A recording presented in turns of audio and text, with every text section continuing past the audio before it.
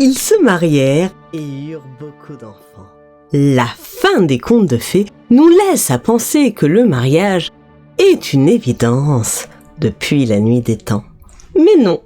Chevaleresse d'aujourd'hui. Ça, c'est pas pour les fragiles. Pour résumer, le mariage comme sacrement va être imposé par l'Église au XIIe siècle. Et encore, pas complètement. Dès la fin du XIe siècle, les évêques prescrivent aux laïcs de se marier afin de consommer charnellement sans péché. Mais les laïcs, de leur côté, y sont opposés parce que cela réduit leur possibilité de multiplier leurs alliances.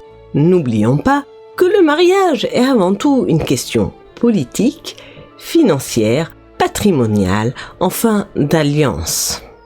Et la polygamie ou le changement d'alliance sont deux réalités auxquelles les classes laïques, certes les plus aisées, sont confrontées. Cependant, l'Église va gagner du terrain et les règles matrimoniales vont se rigidifier et chez les clercs et chez les laïcs. En 1215, au 4e concile de Latran, le mariage est codifié par l'Église et intègre les sacrements. Pour ceux que ça intéresse, j'approfondis le sujet dans ces 2 vidéos, le patriarcat est mort et comment choisir sa femme. Cependant, une fois que c'est fait, cela ne veut pas dire pour autant que l'institution s'impose réellement dans les mœurs. Et effectivement, elle va mettre beaucoup de temps à s'imposer. Et au cœur du Moyen-Âge, entre le XIe et le XIVe siècle, encore nombreuses sont les personnes qui préfèrent vivre en concubinage plutôt que de se marier. Le concubinage, une pratique répandue. Comme nous l'explique Didier Lett, à la fin du Moyen-Âge, le concubinage est un phénomène répandu.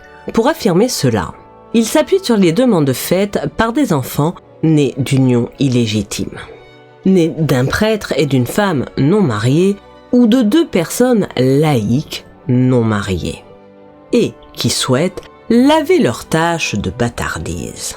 Or, entre 1448 et 1533, on dénombre près de 38 000 pétitions d'enfants souhaitant laver leur tâche de bâtardise.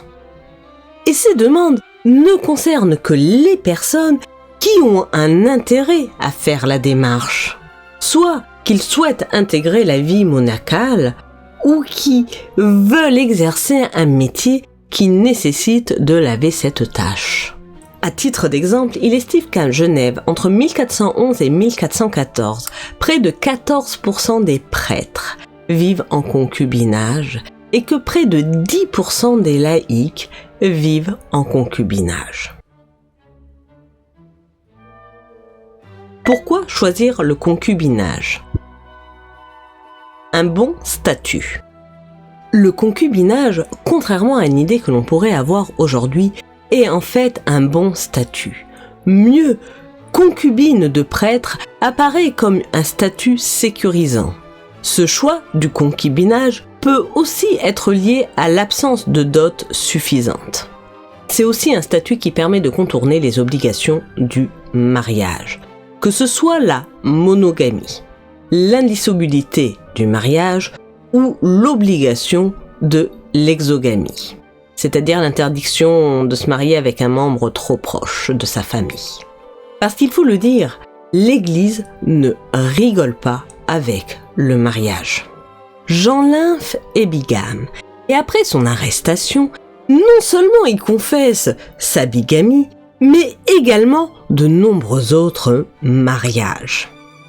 Il sera décapité à Freiburg en juillet 1485.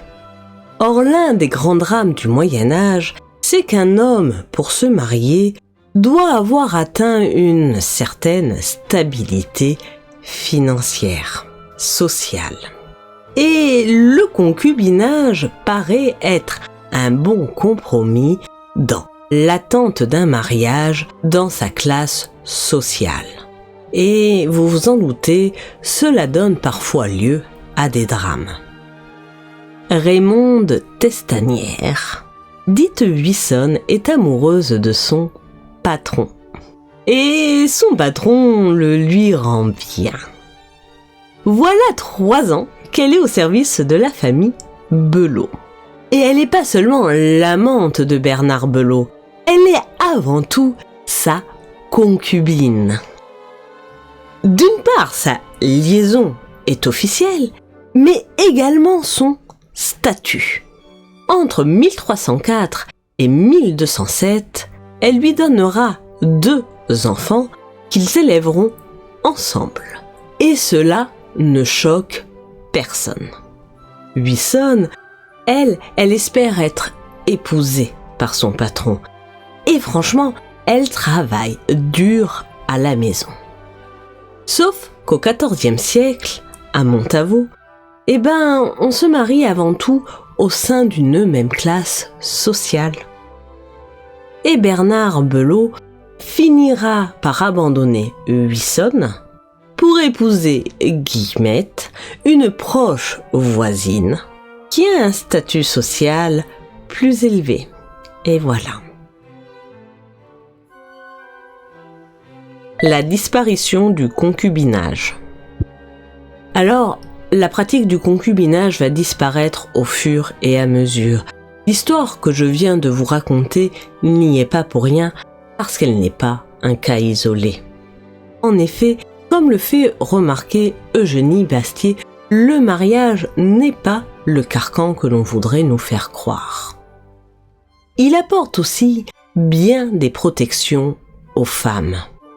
Les visiteurs musulmans en Europe étaient frappés par l'impudeur et l'indocilité des femmes occidentales, leur incroyable liberté, l'absurde déférence qui leur était prodiguée, et ne manquaient pas de s'indigner de la totale absence de jalousie constatée chez les hommes confrontés à l'immoralité et aux mœurs dépravées de leur épouse, écrit ainsi les Génois. Cette mixité des sexes est le produit du monde chrétien, le christianisme ayant été la première civilisation interdisant la polygamie et le concubinage. Ces subtilités historiques échappent à des militantes pour qui la cause des femmes n'est que le paravent d'une haine de l'Occident. D'ailleurs, certaines s'en rendent compte, comme Victoire Tualion, qui écrit dans Le cœur sur la table « Mais je me suis vite rendu compte que tout ce qui pouvait paraître comme émancipateur pour les individus se retournait vite contre les parties structurelles les plus faibles, polyamour, non-engagement, etc. » Par ailleurs, pour revenir au Moyen-Âge, ceux qui survivent aux guerres et aux pestes auront plus de facilité à constituer une dot. Et des femmes, elles préféreront toutes le mariage au concubinage. Car soyons francs, ce concubinage était bien plus profitable aux hommes qu'aux femmes. Ainsi, Sophie Brouquet nous explique qu'après la peste noire, qui ravage l'Europe en 1348, les filles disposent d'une offre de travail importante. Elles peuvent quitter leur village natal pour un autre ou une ville, s'y engager comme servantes, épargner pour se marier et disposer ainsi plus librement du choix de leur mari. Cette phase d'économie commence à décliner dans la seconde moitié du XVe siècle. La disparition du mariage.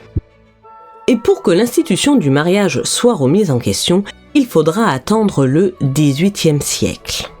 Et encore, cela se fera du bout des lèvres. On parlera surtout de substituer au mariage religieux un mariage civil. Quant au concubinage, il mettra beaucoup plus de temps à revenir. Il faudra, comme l'explique Vera Nikolsky, attendre que les conditions de vie s'améliorent pour voir le système social muter. Le moment où l'émancipation des femmes a commencé, puis pris son essor, est celui où se sont produits les bouleversements les plus rapides et les plus impressionnants que l'humanité ait connus depuis son apparition sur Terre. Révolution des idées qui ne suffisent pas à elles seules à expliquer les changements. Révolution industrielle. Le recours aux diverses énergies a décuplé l'ampleur de l'action humaine dans le travail. La diminution du temps imparti aux tâches ménagères, la fin de la mortalité infantile, l'indépendance financière, la mutualisation des systèmes sociaux. À partir de là, le mariage n'est plus un système d'alliance entre deux familles, un système qui permet la stabilité de la société. Et se veut de plus en plus la preuve de l'amour qui lie deux personnes. Et comme le fait remarquer Georges Duby, parce que sur le mariage repose entièrement l'ordre social, parce que le mariage est une institution, un système juridique qui lie, aliène, oblige afin que soit assurée la reproduction de la société dans ses structures et notamment dans la stabilité des pouvoirs et des fortunes. Il ne lui convient pas d'accueillir la frivolité, la passion, la fantaisie, le plaisir. Et lorsqu'elle commence de les accueillir, n'est-ce pas que déjà cette institution a perdu ses fonctions et tend à se dégrader? Sauf que l'amour n'a qu'un temps. Et que le mariage finit par être une coquille vide et surtout vide de sens. Déjà, n'avons-nous pas transformé la fin des contes de fées?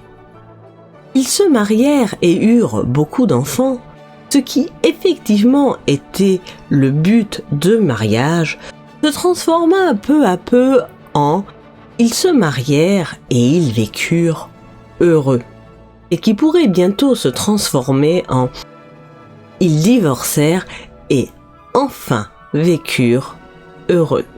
Sauf que tout cela ne fait en aucun cas un modèle de société. Certaines féministes s'interrogent: Victoire, tu as Lyon?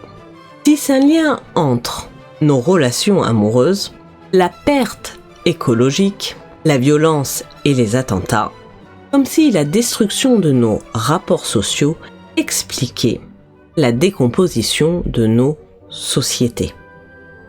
Léna, qu'elle interroge lors de l'une de ses émissions, réinvente le mariage. Le mariage ne devrait pas être amoureux, mais amical. Le foyer ne devrait pas être celui de la famille mononucléaire autour duquel gravite l'amitié. Au contraire, on devrait s'épouser entre amis, vivre ensemble et avoir nos relations amoureuses en second plan. Finalement, elle nous propose un mariage qui arrête d'accueillir la frivolité, la passion, la fantaisie, le plaisir. Mais elle voudrait en faire une institution qui lie des individus afin d'assurer la reproduction de la société. Un système juridique qui permette d'assurer une stabilité des pouvoirs et des fortunes. Et pour finir, un contrat qui permette de transmettre à ses enfants. Et comme les enfants, vous le savez, ça se fait à deux, le mieux serait sans doute une alliance entre deux familles. De là à penser que les nouvelles féministes réinventent le mariage chrétien, il n'y a qu'un pas.